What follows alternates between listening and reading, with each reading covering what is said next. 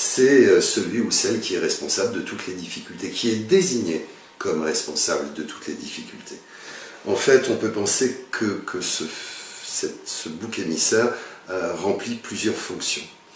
D'abord, il permet au groupe de faire groupe, tous et toutes rassemblés contre celui-là, contre celle-là, ou contre tel groupe social.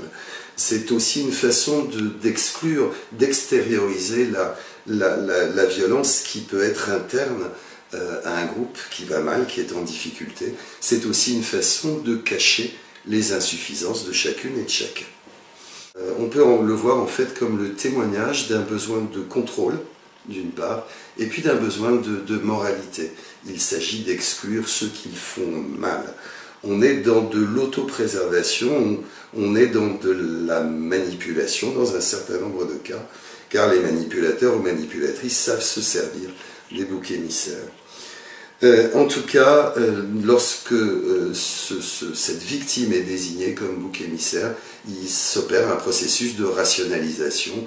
On intellectualise, on explique, on fournit des arguments logiques pour désigner telle ou telle personne. Pour terminer, un bouc émissaire, évidemment, il n'y en a pas toujours et tout le temps. Le bouc émissaire vient signer le fait qu'un groupe va mal, qu'une société est en crise ou qu'un groupe est en difficulté. Un groupe qui va bien, une société qui va bien, n'a évidemment pas besoin de désigner de bouc émissaire.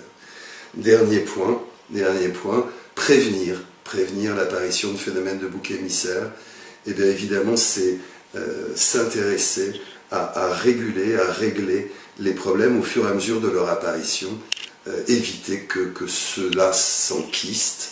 Et puis quand ça commence à aller mal, notamment au sein des petits groupes, il faut prendre du temps pour élucider, pour comprendre, pour permettre à chacun et chacune de prendre conscience qu'il est dans un phénomène de bouc émissaire.